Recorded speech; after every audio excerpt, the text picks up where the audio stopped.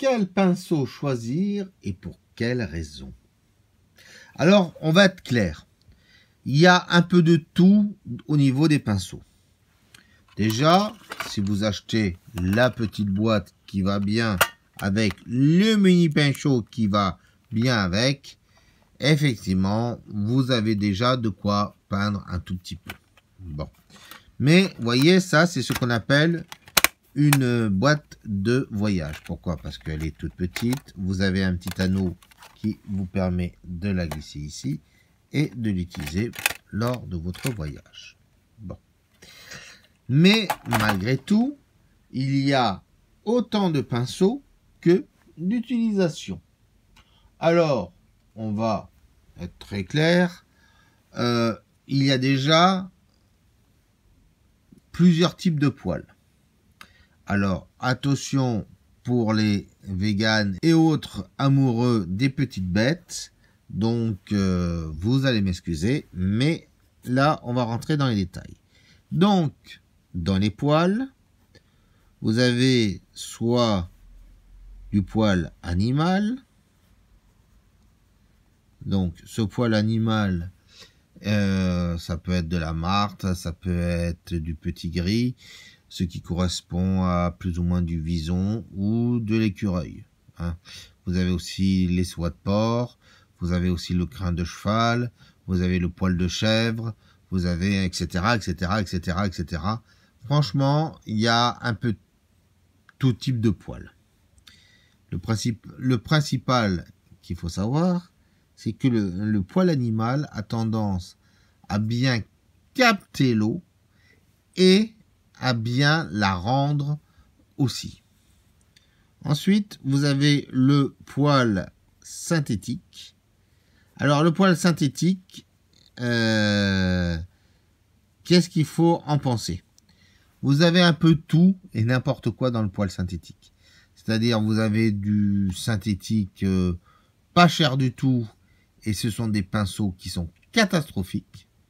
Et vous avez du super synthétique, où vous verriez presque pas la différence avec une marque X ou Y contenant du poil animal. Enfin, vous avez ce qu'on appelle du poil mélangé. Alors, c'est quoi le poil mélangé? C'est de l'animal et du synthétique. L'animal, par exemple, pour sa façon de capter l'eau. Le synthétique pour une certaine nervosité dans le poil. Alors, captation, nervosité, tout ça, vous vous dites, je n'y comprends rien Manu, explique-moi. Alors, je vais vous l'expliquer autrement et je pense que vous allez vite le comprendre. Nous avons là, par exemple, du poil de petit gris. Alors, c'est hyper souple, ça prend beaucoup d'eau, il se charge énormément d'eau, mais il a tendance à bien s'écraser hein, quand on travaille avec. Et ça, quel que soit le petit gris que vous pouvez acheter, vous en arrivez à cette chose-là. Ensuite, vous avez le martre. Alors, le martre, qu'est-ce qui se passe? Eh bien, il a une certaine nervosité du poil. Alors, ça veut dire quoi, la nervosité du poil? Donc, si je prends un peu de couleur, ben, il a tendance à... Toing. Alors, évidemment, il suffit que j'essaye de faire quelque chose pour que ça ne marche pas. Donc, ça a tendance à tenir et à être très élastique. Vous voyez, par exemple, voilà. Donc, ça sert surtout aussi au niveau du dessin. Voilà. En sachant, alors, comme je l'ai sorti tout à l'heure, que le poil en petit gris se charge énormément de couleurs, mais on a moins d'élasticité que ça. Donc, vous pouvez faire certaines choses, hein, mais beaucoup moins. La pointe a tendance à s'écraser. Donc, petit gris, le poil s'écrase. Martre, le poil ne s'écrase pas franchement. Vous allez me dire, oui, Manu, mais le synthétique là-dedans. Ah, le synthétique, là, c'est largement différent. Pourquoi? Tout dépend du synthétique. Par exemple, voilà un petit gris synthétique. Sauf que le poil a été beaucoup travaillé et je peux vous assurer que entre du poil normal et du poil synthétique, vous ne verriez quasiment pas la différence. Par contre, quand vous êtes un peu professionnel, vous voyez tout de suite la différence. Pourquoi? Parce que au niveau de l'eau, la façon qui a tendance à partir, etc., croyez-moi, c'est lui puissance 10. Donc il a tendance à beaucoup s'écraser. Je vous fais une démonstration.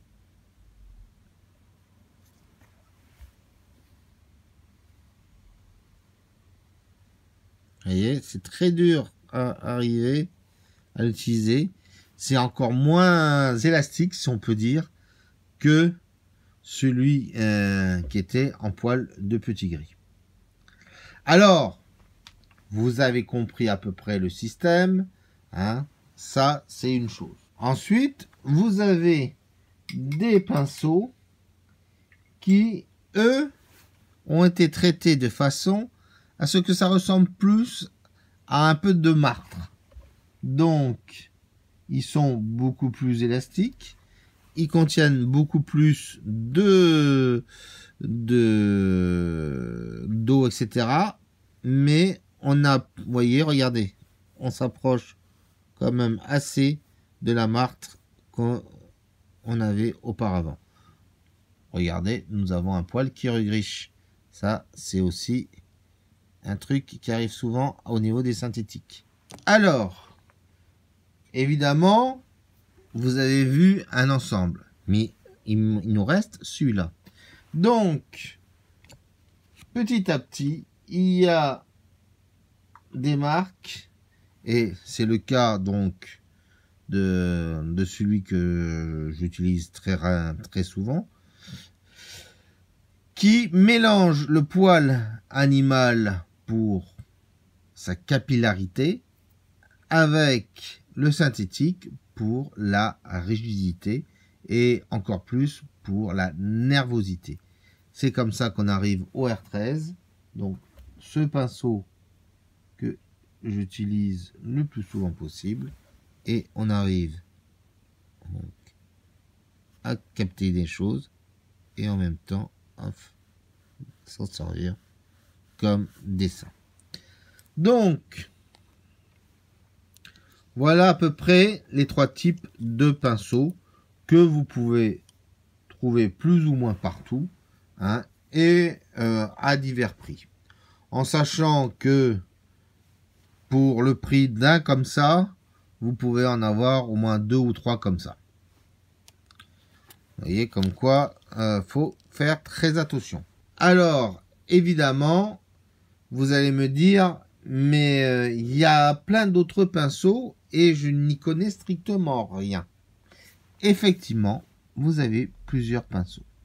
Par exemple, il y a un pinceau qu'on vous retrouvez souvent chez les Urban Sketchers, c'est ce type de pinceau. C'est-à-dire ce type de pinceau qui est ce qu'on appelle des daggers. En fait, pourquoi? Parce que quand on les mouille, on dirait une petite dague. Et en fait, ça nous permet de faire des trucs larges, des trucs plus ou moins, et en même temps se servir de la pointe pour dessiner. Mais plus ou moins, si vous savez bien utiliser un pinceau avec une bonne pointe, le dagger n'a pas, pour moi, une très grande utilité. Voilà. Mais ça, il n'y a que moi qui le dis. Hein. Vous, chez d'autres, ils ne vous diront pas la même chose. Vous avez ensuite la petite langue de chat. Miaou. Alors, la petite langue de chat, c'est quoi son intérêt? Alors, l'intérêt est qu'il forme une belle petite pointe, mais qui a en même temps une certaine largeur. Donc, pareil, vous pouvez le travailler en finesse, mais vous pouvez le travailler aussi à plat. Et c'est bien pratique, par exemple, si vous faites des arbres. C'est un exemple, hein, mais il y a tellement de choses que vous pouvez faire avec votre langue de chat. J'avoue que il est bien sympathique pour des carnets de voyage.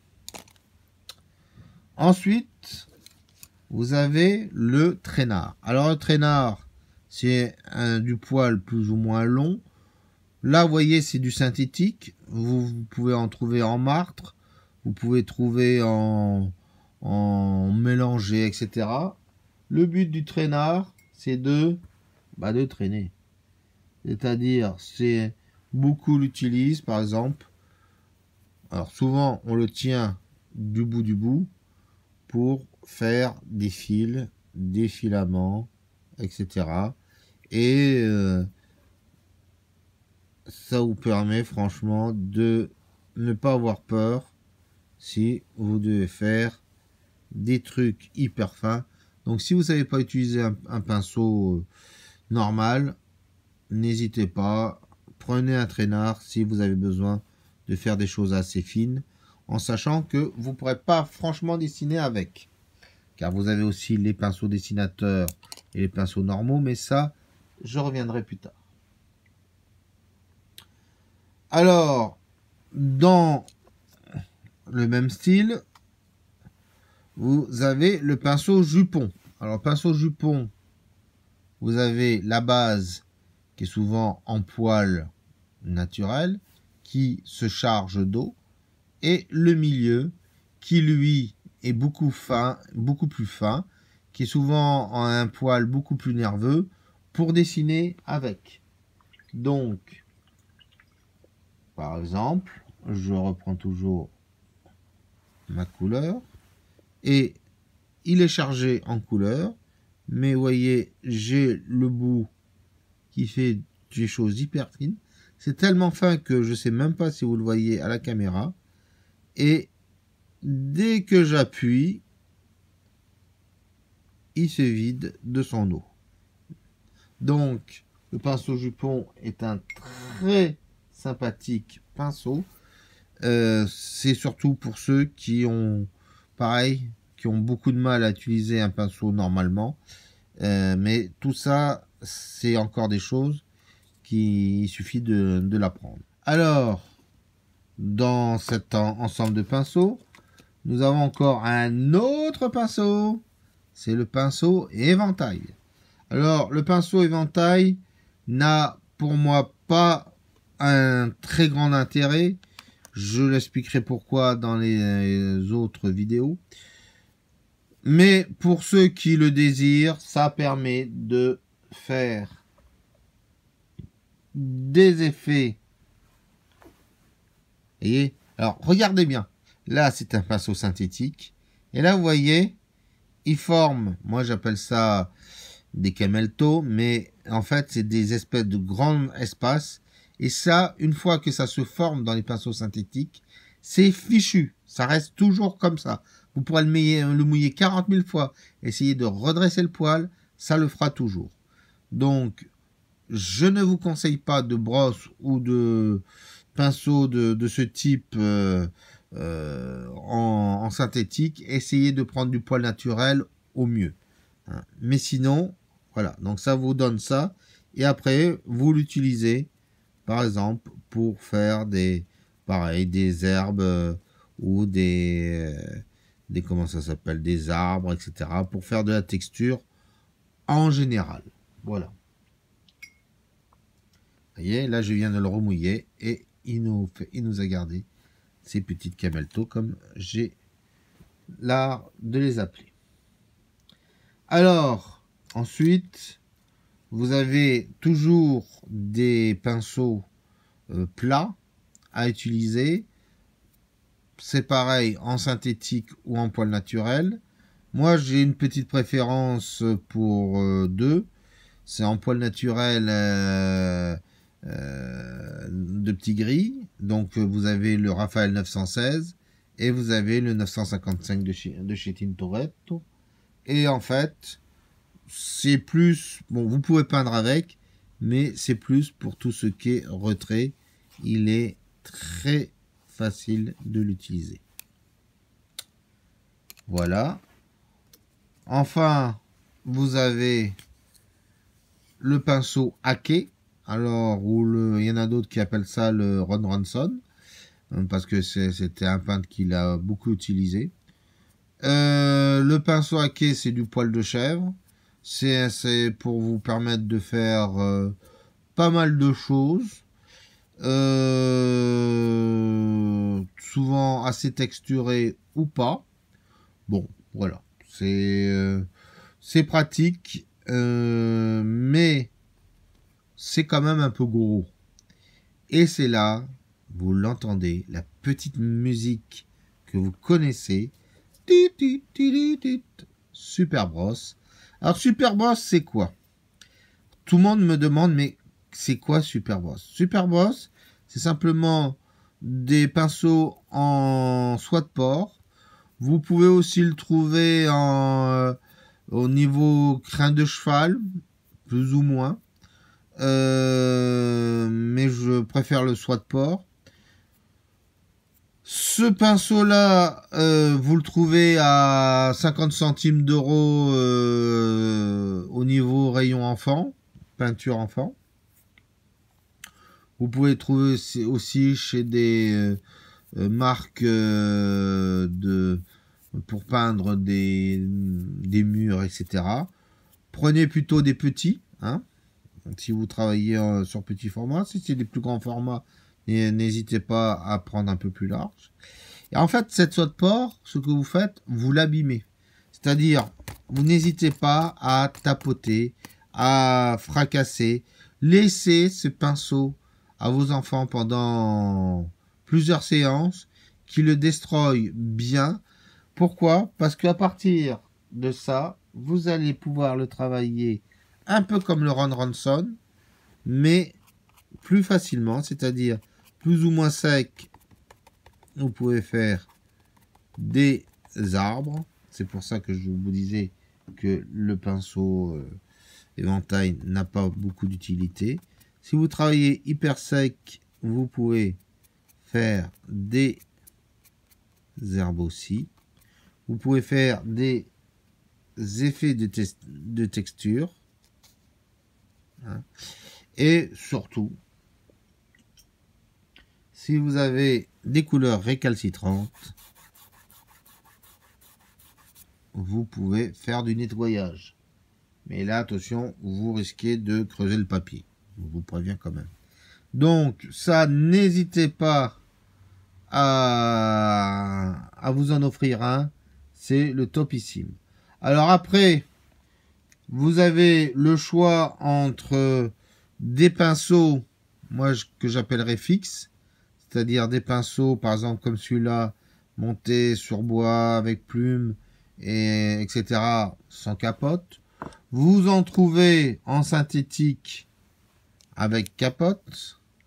Hein, donc n'hésitez pas, c'est un choix. Hein.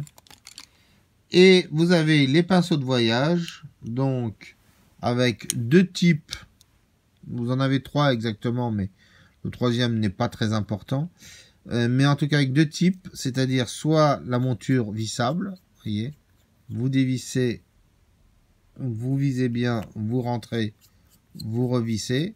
Donc comme ça, vous pouvez le transporter n'importe où, hein, y compris en voyage ou en voyage normal. Hein, c'est-à-dire, je sais pas, vous allez chez les beaux-parents et vous dites, ah bah tiens, j'ai envie de peindre pendant que Ils feront je ne sais trop quoi. Et vous avez ce style-là. Donc, en fait, c'est de l'emboîtage. Vous voyez, on rentre et on met dedans. Ou on sort et on rentre dedans. L'intérêt aussi est moins, et c'est qu'il est moins cher que cela. Sauf que, de temps en temps, l'emboîtage ne tient pas et ça bredouille. Et si ça bredouille, petit conseil, je vais vous le montrer. Vous voyez, j'en ai un qui bredouille. Vous mettez un tout petit morceau de scotch autour et vous forcez jusqu'à ce que le morceau de scotch retire l'excédent. Vous retirez l'excédent et vous avez à peu près votre pinceau qui tient. Et au besoin, faites-le plusieurs fois. Au pire, vous aurez un peu la colle du scotch qui va rester et ça vous permettra toujours à ce que votre pinceau tienne. Mais hélas, vous voyez là, regardez, lui, il a tendance un peu à se balader. C'est là, vous voyez, j'ai mis pareil un petit morceau de scotch. Là, ça tient quand même un tout petit peu mieux. Voilà, donc au niveau des pinceaux, voilà à peu près tout l'éventail que vous pouvez avoir. Maintenant, je parie que vous vous demandez, mais c'est quoi ton conseil, Manu? Mon conseil est selon votre utilisation. Donc, déjà, évidemment, votre volonté, si vous voulez avoir du poil animal ou du poil synthétique ou du poil mélangé. Mais aussi et surtout, si la façon que vous travaillez. Si vous travaillez en grand format, je vous conseille plus d'avoir des gros pinceaux, comme ça, comme ça, comme ça, même pourquoi pas comme ça. Si vous travaillez, on va dire sur un format A4, je vous conseille de commencer à avoir plutôt ce type de pinceau. Si vous travaillez sur des petits formats, genre petit carnet de voyage ou autre, je vous conseille plutôt d'avoir ce type de pinceau qui sera pour vous d'une facilité bien plus grande. Enfin, j'ai oublié le meilleur. Si vous travaillez sur des extrêmes grands formats, vous avez ce qu'on appelle les spalters. Voilà, ce sont des grands pinceaux comme ça. Ça ressemble un peu au haquet, sauf que là, c'est du synthétique. Vous en avez en poil animal aussi. Et donc, c'est très vigoureux. Vous voyez le poil, ça fait ch'tong, ch'tong, ch'tong. Donc, qui sert autant à peindre qu'à mouiller votre papier. Mais ça encore, c'est pas obligatoire. Donc, vous comprenez bien, c'est en fonction du type de papier que vous utilisez que vous prenez les pinceaux que vous devez utiliser.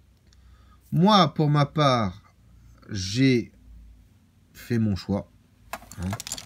Donc, de tout cet ensemble, qu'est-ce qui reste? Il reste plutôt un pinceau, non pas petit gris, mais plutôt en martre, monté sur plume.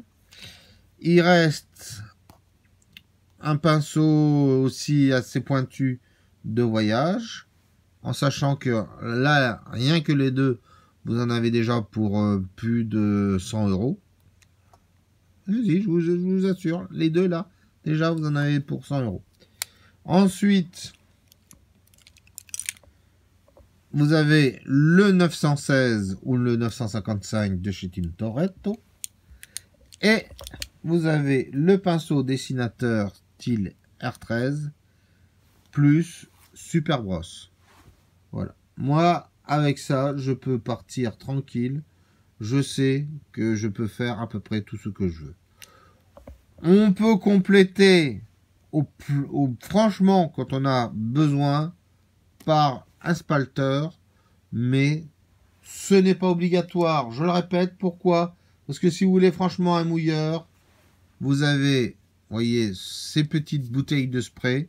vous appuyez et ça mouille tout autant. Donc, mais par contre, vous pouvez faire aussi des effets avec. Ce que vous ne pouvez pas trop faire avec le mouilleur. Enfin, si d'une certaine façon, mais ça, on verra ça beaucoup plus tard et surtout au niveau des cours. Voilà, donc, après, je vous répète, c'est un choix et c'est mon choix. Si vous voulez pas dépenser trop de fric, vous pouvez retirer encore ces deux-là. Vous pouvez retirer celui-là et rester donc sur le Raphaël 916 ou le Tintoretto 955. Vous avez la version poil synthétique aussi. Donc, mais là, il y a un peu de tout. Le R13, si vous ne trouvez pas le R13, vous avez le Raphaël 8404 qui est similaire mais beaucoup plus cher que le R13. Et vous avez ou sinon, vous pouvez aussi prendre le 8413. Vous avez aussi le Léonard 7733, si je me souviens bien, qui est à peu près dans le même style. Mais pareil, qui sont beaucoup plus chers par rapport à cette épaisseur, sachant que le R13, lui, il fait une taille 8. Une taille 8 chez les... En 8413 ou chez Léonard, c'est un ticket minimum de 20 €. Après, je parle en promo. Hein, parce que hors promo, je pense que c'est beaucoup plus cher. Bref, en tout cas, vous voyez, plus la super brosse, plusieurs tailles de super brosse. Vous en avez pour 1,50 €. Hein, si vous allez dans un magasin de bricolage, vous en avez 5 ou 6 pour 2 €. Hein, et puis à partir de là, vous pouvez partir tranquille pour faire tout ce que vous avez envie de faire au niveau de l'aquarelle. Mais après, évidemment, il faut savoir manier le pinceau. Mais ça, une autre fois, c'est dans mes cours. Allez, à bientôt.